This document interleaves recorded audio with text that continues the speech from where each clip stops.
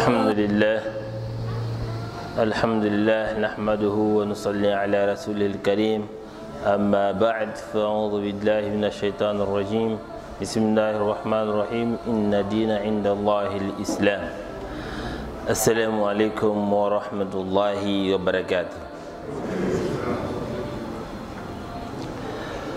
Todos os louvores são para Allah, o nosso sustentador, o Altíssimo, o Criador do Universo, o Criador dos humanos, aquele que dá a vida e dá a morte,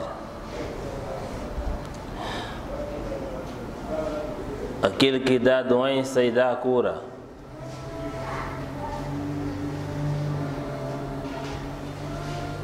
paz e bênçãos, saudações endereçamos ao nosso querido profeta Muhammad sallallahu alaihi wasallam, a sua família, aos seus companheiros e seguidores até o dia da ressurreição.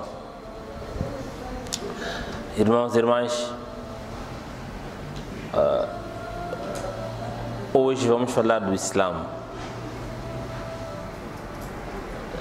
Podia ter dado sequência ou continuidade aos temas que eu vim abordando a respeito do Ramadã, mas percebi também que o Ramadã é o momento da consolidação da fé, é o momento em que nós, os muçulmanos, reencontramos-nos com o nosso Criador, é o momento onde todos os esforços são feitos para sermos os melhores praticantes da religião. Assim sendo, nada mais, nada menos que abordar mesmo um tema que tem a ver com o Islã, julgo eu ser oportuno. Até porque é um momento onde até os não muçulmanos têm curiosidades a respeito do Islã. E há dúvidas que pairam na sociedade. Se será que ser muçulmano é vestir batina, jubó, turbante quando este mês chega, e falar do Islã num mês como este, e no primeiro Jumu'ah do mês de Ramadã, acho que será muito bom para todos nós. Primeiramente, Allah subhanahu wa ta'ala diz que a religião para nós a ser executada, implementada e praticada neste momento é o Islã.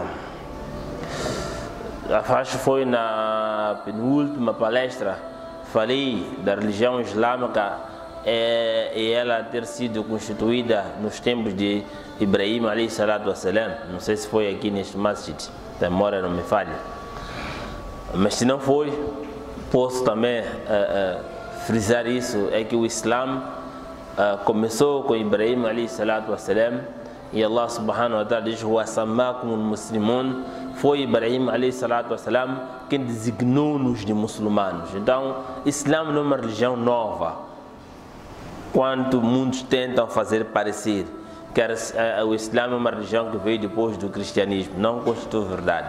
O Islã vem de muito tempo, vem do tempo de Abraão, de Ibrahim alayhi salatu wassalam, e ele é que designou-nos de muçulmanos, assim vem no Corão.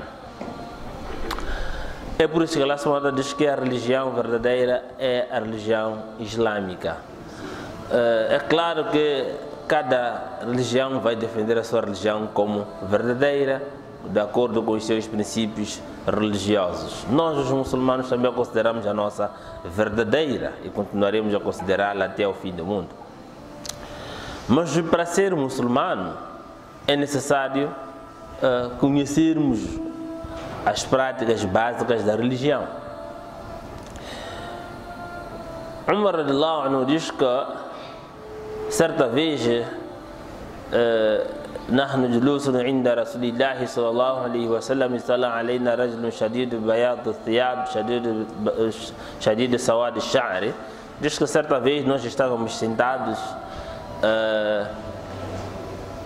apareceu um homem com uma roupa muito branca e cabelos muito pretos. Veio até Rasulullah sallallahu alaihi wasallam, fasnada rukbatayhi ila rukbatayhi wa wada'a kaffayhi ala fakhidayhi. Ele sentou diante de Nabi sallallahu alaihi wasallam, encostou os seus joelhos com os joelhos de Nabi sallallahu alaihi wasallam e colocou as suas palmas da mão em cima da sua coxa, das suas costas. Basicamente na forma como nós sentamos no tashahhud. E os ulamãs explicam que a forma da aprendizagem ou de aprender, de colher um ilm do muçulmano deve ser esta: o professor e o aluno sentados frente a frente. E Nabi sallallahu alaihi wasallam estava sentado no masjid com os seus companheiros quando aquele incidente aconteceu. Estava dizendo: "La ya'rifuhu minna ahadun", diz que ninguém reconhecia aquele homem. "Wa la yura alayhi atharu safar", mas ainda é que não tinha nem vestígios de um viajante. Por uma razão muito simples. Até hoje que temos carro, se você prepara seu jubó, engoma, senta no carro, vai ficar um pouco marrotado, pelo menos na parte onde vai sentar. Este homem estava com a roupa bem limpa, bem branca. Isto é, não tinha nenhum vestígio de que ele fosse viajante. E por uma outra razão, que naquela altura não tínhamos carro, não tínhamos avião, era ou a pé ou montando o animal. E isto, lógico, deixaria alguns vestígios na roupa de que este indivíduo é viajante, ou por ter a poeira, ou estar a roupa como é que se chama, amarrotada. E quando ele senta diante de Nabi sallallahu alaihi wasallam, ele diz: "Ya Muhammad, akhbirni anil Islam."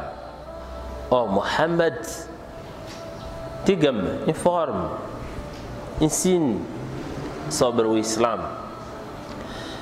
Muhammad sallallahu alaihi wasallam, al-Islam an tashhada an la ilaha illallah wa anna Muhammad Rasulullah wa tuqima as-salat wa tu'ti az-zakah wa tasuma Ramadan wa tahujja al-bayt in istata'ta ilayhi sabila. Muhammad sallallahu alaihi wasallam respondeu a dúvida ou a questão colocada por este senhor de roupa branca, cabelos pretos. Ele diz que ser muçulmano é testemunhar que não existe outra divindade que mereça ser adorado excepto Allah. Muhammad sallallahu alaihi wasallam é seu servo e mensageiro. Estabelecer o salat, dar o zakat, jejuar o mês de Ramadã e depois fazer a peregrinação, se conseguir meios para chegar à casa sagrada. Um dado curioso aqui é que Muhammad sallallahu alaihi wasallam define o Islã através dos pilares do Islã. Subhanallah. O próprio Muhammad sallallahu alaihi wasallam, quando é questionado por este homem o que é Islã, não disse Islã é paz. Não. Ele definiu o Islã com base nos pilares do Islã. Al-Arkan al-Islam khams. E são exatamente esses que ele explicou: Shahadat la ilaha illallah wa anna Muhammad Rasulullah wa tuqima as-salat. Então, os mesmos pilares do Islã são os mesmos que ele está a responder como Islã. Quer dizer que para se ser muçulmano, primeiro tem que aceitar esses 5 pilares. Para ser muçulmano, a pessoa tem que se submeter a esses 5 pilares. Ser muçulmano tem que acreditar nesses 5 pilares. Ser muçulmano tem que praticar esses 5 pilares. Quando dizemos o dukhulu fi silmi kafa, entrar na religião islâmica por completo. Então, aceitou ser muçulmano, primeiramente tem que assumir os 5 pilares. Testemunho de que não há outra divindade que merece ser adorado. Quer adorar, somente Allah pode adorar. Quer pedir, somente Allah pode pedir. Quer pedir ajuda, somente Allah. Quer pedir proteção, somente Allah.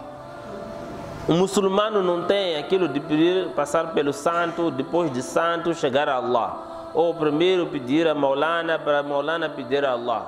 No Islã não existe. É pedir diretamente a Allah. Tem preocupação, apresentar diretamente a Allah. E com base nas metodologias e sunnah de Nabi Muhammad sallallahu alaihi wasallam. لَقَدْ كَانَ لَكُمْ فِي رَسُولِ اللَّهِ أُسْوَةٌ حَسَنَةٌ. Allah diz, vós tendes em Muhammad sallallahu alaihi wasallam o melhor catálogo, o melhor exemplo de seguir. Então, nas práticas e nas dúvidas, das divergências que vocês encontrarem, tentem sempre olhar por aquilo que foi a prática de Muhammad sallallahu alaihi wasallam. Então, isso chama-se Islã. Agir assim é agir como muçulmano. Mas infelizmente, eu não sei hoje como é que agimos, mas cada um deve olhar para estas definições que estamos aqui a apresentar.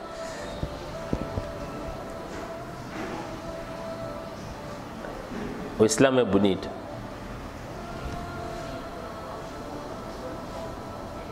Uma vez chegou um judeu, golou o Nabi sallallahu alaihi wasallam, pegou o Nabi sallallahu pelas golas, apertou. Disse: "Ó Muhammad, paga minha dívida." Faltavam alguns dias para o prazo combinado para o pagamento da dívida, mas ele apertou. Chegou, pegou o Muhammad sallallahu, apertou, os sahabas estavam ali, ficaram todos nervosos. E Umar radiallahu anhu pediu autorização para tomar medidas. Nabi sallallahu alaihi wasallam disse: "Não, Umar, não está correto. Ele está no direito dele de cobrar a dívida dele. E você, como muçulmano, tem a obrigação de me aconselhar a pagar a dívida dele." Subhanallah. Vejam a beleza do Islã.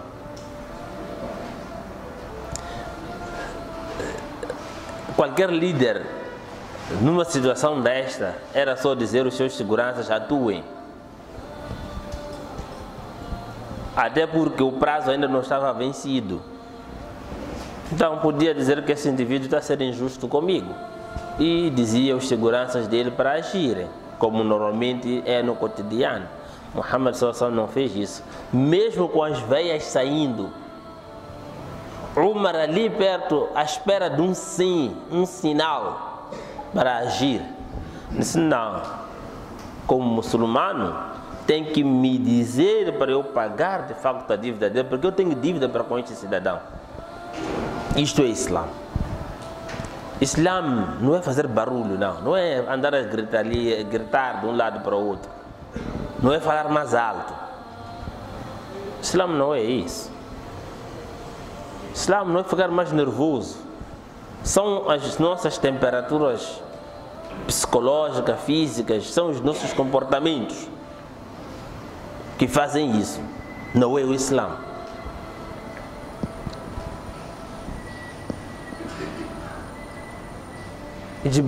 Este homem de roupa branca, cabelos pretos, diz a Muhammad sallallahu alaihi wasallam: "Sadaqta."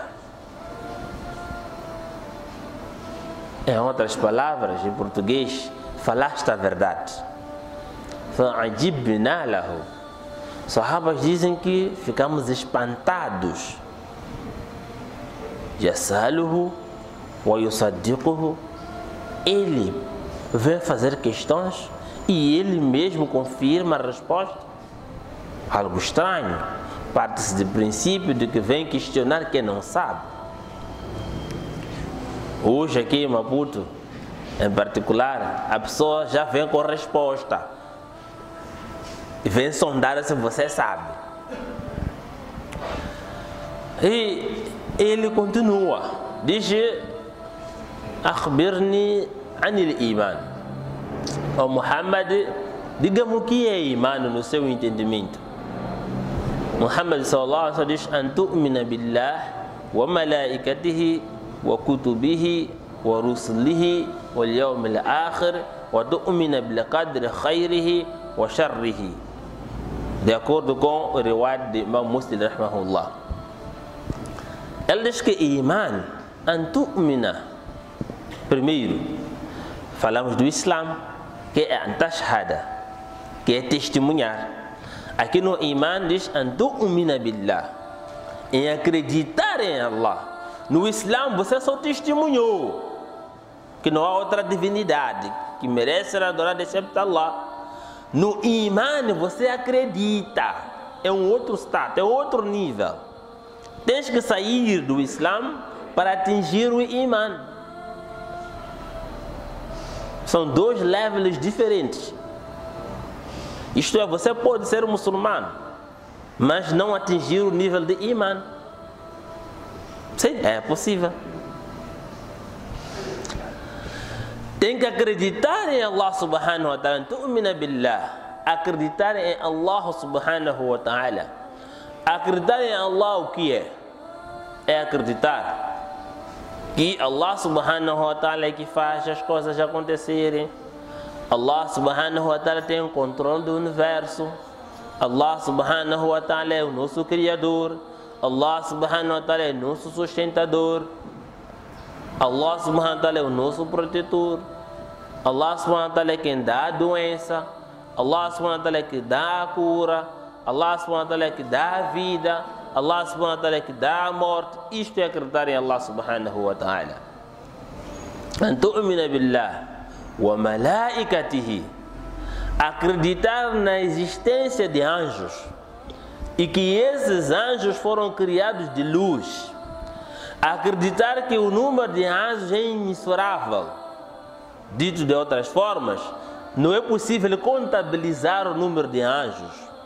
Só por dia no Beit al-Ma'mur, na casa sagrada que está nos 7 céus, 70.000 anjos fazem ibadas por dia e nunca mais voltam para lá.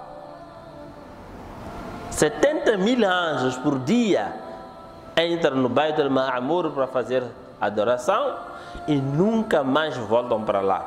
Por isso que eu disse que é impossível contabilizar. É mentiroso aquele que diz que conhece o número total dos anjos. É mentiroso. E este indivíduo coloca em causa a sua fé. Se em algum momento vir um muçulmano quer vir vos dizer que conhece o número de anjos, este é um mentiroso, é um falso. Não tem outra explicação. Porque nem Allah, somente Allah sabe o número total dos anjos. Nem Nabi sallallahu alaihi wasallam não sabia. Não sabia. O facto de por dia haver 70.000 anjos a fazer na ibada na casa sagrada que está nos 7 céus, em que está a reflexo disso o Kaaba, já é o suficiente para ser um número impossível de contabilizar. Senão teríamos que também já saber, então, quando é que o mundo acaba? Porque para sabermos quantos anjos são, temos que saber quando é que começou e quando é que vai terminar. Aí podemos ter contas certas. Tu'mina billahi wa malaikatihi wa kutubihi. Subhanallah. É Nabi sallallahu alaihi wasallam que está a fazer essa resposta. Eu não sei se teremos tempo para acabar o hadith. Enfim. Que horas são? Só falar muito devagar hoje. Ok. Vamos lá. Mas é importante. Não tem almoço também hoje. Então, wa tu'mina billahi wa malaikatihi wa kutubi. Wa tu'mina billahi wa malaikatihi. Já passei nos anjos, né? Wa malaikatihi wa kutubihi. Acreditar nos seus livros. Nabi sallallahu alaihi wasallam respondeu no plural. Não disse wa kitabihi. Acreditar nos seus livros. Tem que ter muita atenção nesta resposta de Nabi sallallahu alaihi wasallam. Acreditar nos seus livros, em todos os livros sagrados que Allah subhanahu wa ta'ala enviou. Mas o que é que nós acreditamos nesses livros? É acreditar que todos os livros que os mensageiros receberam foram da proveniência de Allah subhanahu wa ta'ala para servirem de orientação para os seus povos na altura. Perceberam bem o que eu expliquei? Acreditar em seus livros é acreditar que esses livros foram enviados por Allah para seus mensageiros nessa altura. Estamos a falar do Torá, estamos a falar do Injil, que é o Evangelho, estamos a falar do Zabur, estamos a falar do próprio Corão. Esses livros foram revelados por Allah. Não estou a falar da Bíblia. Allah não mandou Bíblia para Isa, para Jesus. Mandou Evangelho. O Evangelho é livro sagrado. O Evangelho. A Bíblia é junção de vários livros. A própria palavra Bíblia já diz isso. Vem de biblioteca. O livro sagrado revelado a Jesus chama-se Evangelho. Então, quer aprender a religião cristã no seu verdadeiro sentido, vai atrás da Torá. Quer aprender o Islã no seu verdadeiro sentido, vai atrás do Alcorão. E esses livros foram enviados por Allah. Por esta razão, Allah subhanahu wa ta'ala não chama cristão, nem muçulmano, nem judeu de kafir. Chama de Ahl al-Kitab, adeptos de livro. Allah assim os designou no Corão, designou os adeptos de livros. Está no Corão isso que estou a falar. Está no Corão, não sei, eu estou a inventar.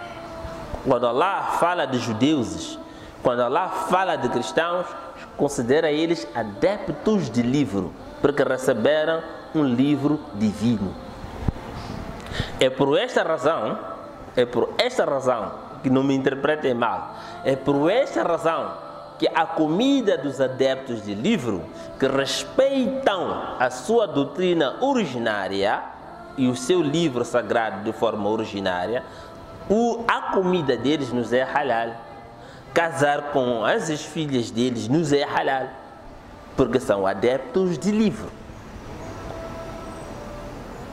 Uma coisa é permissibilidade, a outra coisa é o melhor. Infelizmente hoje não estamos a saber separar isto. Permissão é uma coisa e outra coisa é o que é melhor. Melhor é casar com uma muçulmana.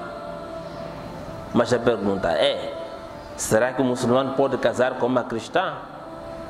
Essa pergunta está no Corão, a resposta sim, pode. Agora, se eu concordo ou não, é outro assunto. Se eu dirijo ou não, é outro assunto. Mas no Corão está sim. Ninguém pode negar, está lá escrito. Agora, os momentos, as doutrinas, como é que são implementadas hoje em dia, como é que são praticadas hoje em dia, então carecem dessa reflexão, desse raciocínio. É o que faz os ulamás divergirem neste assunto. É outro assunto. Então, os livros sagrados são livros enviados por Allah. Quando alguém vem, recita um versículo bíblico para si e te pede para acreditar, aí é um outro porém. Nabi sallallahu alaihi wasallam diz: "La nusaddiquhu wa la nukadhibuhu." As escrituras sagradas que temos hoje em dia, não as concordamos nem as desmentimos, porque sofreram transformações que sofreram, porém, alguma parte original ainda pode lá estar. Por essa razão, não podemos desmentir que aquilo seja de facto da forma revelada. Mas também não podemos dar testemunho, porque não sabemos, não temos como provar que aquilo está na forma originária. Porém, se algum versículo bíblico coincidir com o versículo do Corão, então é uma mera, como chama, é um texto que meramente vem a dar mais fortificação àquilo que já está no Corão. Wa rusulihi, faz parte de Iman, não de Islam. Faz parte de Iman. Acreditar em todos os mensageiros revelados, enviados por Allah subhanahu wa ta'ala, desde Adão até Muhammad sallallahu alaihi wasallam, sem excluir ninguém. Todos. Adam alayhi salatu wassalam, Nuh alayhi salatu wassalam, Zakaria alayhi salatu wassalam, Ibrahim alayhi salatu wassalam, Lut alayhi salatu wassalam, Yaqub alayhi salatu wassalam, Yusuf alayhi salatu wassalam, Daud alayhi salatu wassalam, Sulaiman alayhi salatu wassalam, Yusuf alayhi salatu wassalam, Musa alayhi salatu wassalam, Harun alayhi salatu wassalam, entre outros que vieram. Isa alayhi salatu wassalam, Jesus, Muhammad sallallahu alayhi wasallam. Todos esses são mensageiros enviados por Allah para tirar a humanidade da perdição para a orientação. Era a única missão deles. Era ensinar um homem como chegar ao Criador. Não tinha mais nada. A missão era essa. وَالْيَوْمِ الْآخِرِ, acreditar que há uma outra vida após essa que estamos a viver. A vida do além. Acreditar no castigo da sepultura. Acreditar nos benefícios que vamos colher também na sepultura. Infelizmente, quando falamos da sepultura, toda hora falamos dos castigos da sepultura. Castigo, como se todos que fossem à sepultura fossem sofrer castigos. Não. O qiyamat de cada um de nós começa com a sua morte. Isto é, o fim do mundo de cada um de nós começa com a sua morte. E o sinal do seu julgamento final também começa na sua sepultura. Isto é, se você é merecer do paraíso, ele é facultado os benefícios do paraíso ainda na sepultura. E se você é merecer do inferno, começa infelizmente a usufruir destes castigos ainda na sepultura. E acreditar nisso faz parte de Iman, não faz parte de Islam. É parte de Iman. Acreditar que existe paraíso faz parte de Iman. Acreditar que existe inferno faz parte de Iman. Acreditar que existe um espaço que não é nem paraíso, nem inferno, chama-se Araf, também faz parte de Iman. Quando as suas ações boas e más balancearem, estarem no mesmo nível, então você fica no meio. Olha para o lado direito, vem Jannat. Olha para o lado esquerdo, vem Jahannam. Não estou a inventar, está no Coran. Isso é bom lermos o Coran. Chega Mendes já nos ajudou muito, já traduziu em português. E um português muito acessível.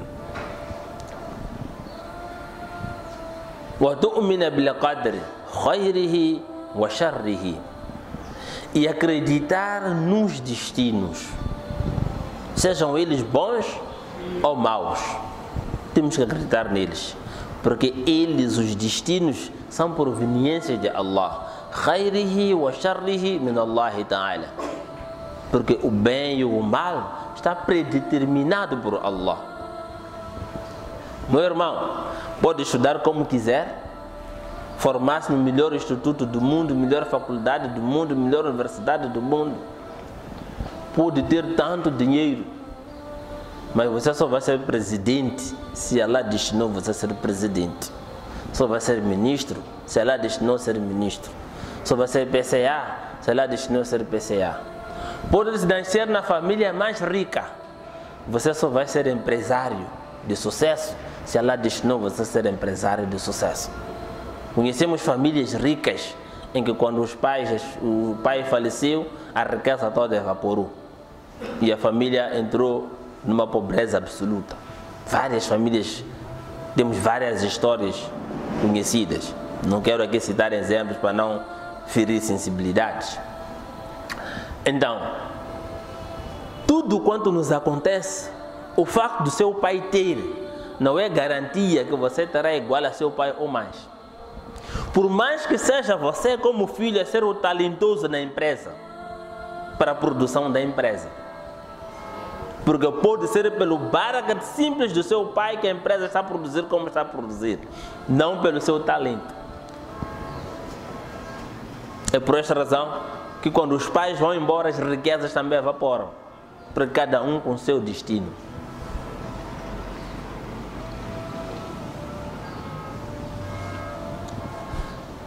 Saímos deste nível, vamos para um nível mais alto. Este homem diz: Sodaqta, falaste a verdade.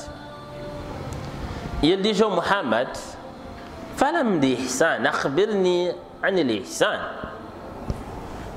Em palavras curtas, Nabi sallallahu alaihi wasallam diz: ihsan an ta'budu Allah ka'annaka tarahu, fa in lam takun tarahu fa innahu yarak. O nível mais alto da fé, saindo do Islã, entras na fé.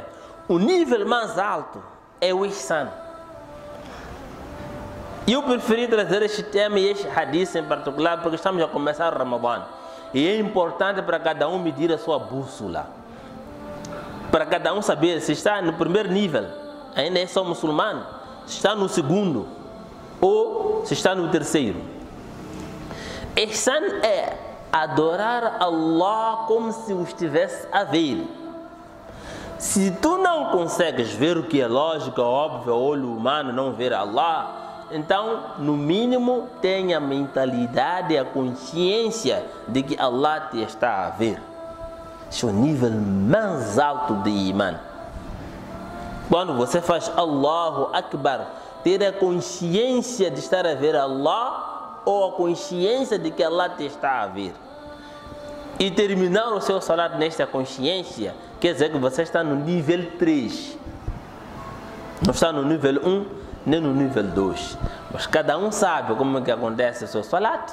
Não quero aqui julgar a ninguém, até porque nem é o objetivo.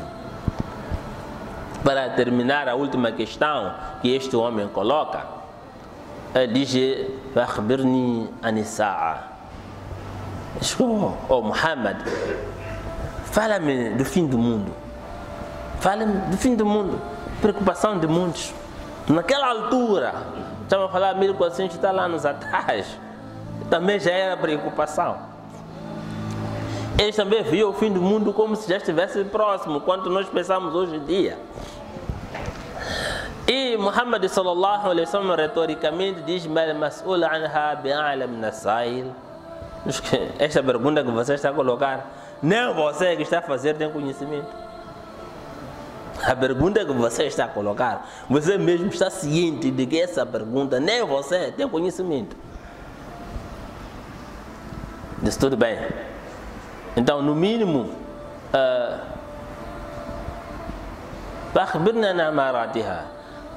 diga-me pelo menos os sinais do fim do mundo. Diz: Antal dal-amatu rabbataha.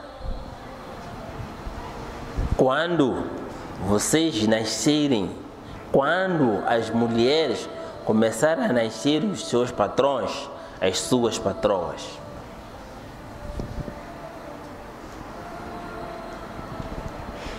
Quando uma mãe dar luz à sua própria patroa, o seu próprio patrão.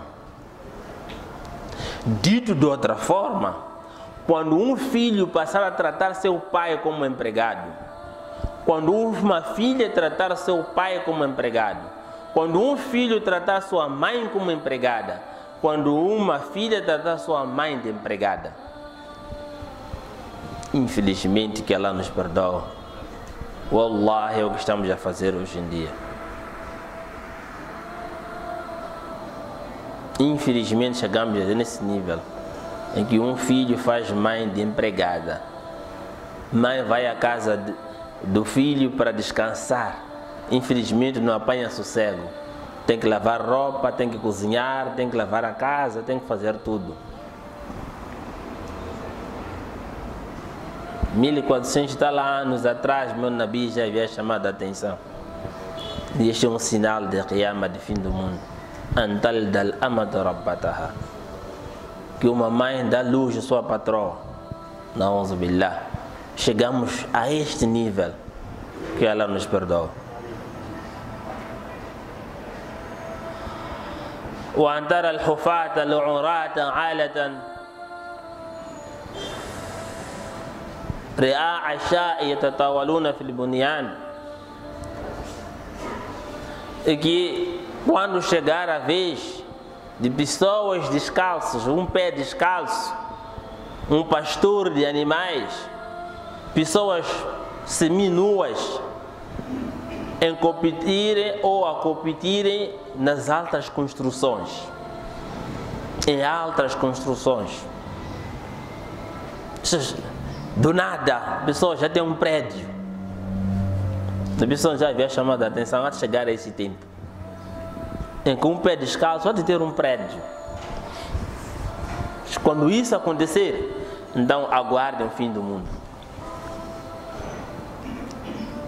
Quando do nada alguém virar, pessoa muito importante, do nada, é um sinal do fim do mundo.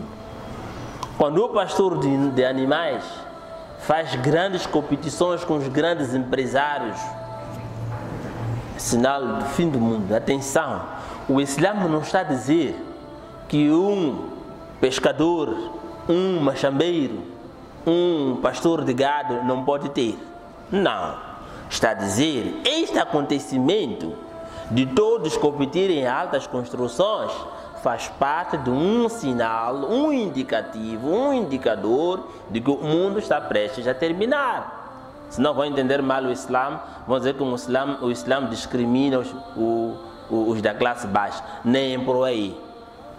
A partir do momento em que um Zé Ninguém vira a pessoa mais importante da sociedade, sem mais nem menos, é um dos sinais da Qiyamah. Não quero aqui ferir sensibilidades, podia dar exemplos diretos, não é?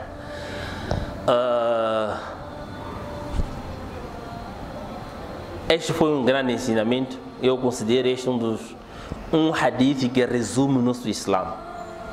Somente com este hadith é suficiente para qualquer muçulmano considerar-se muçulmano verdadeiramente e praticar o dini como deve ser.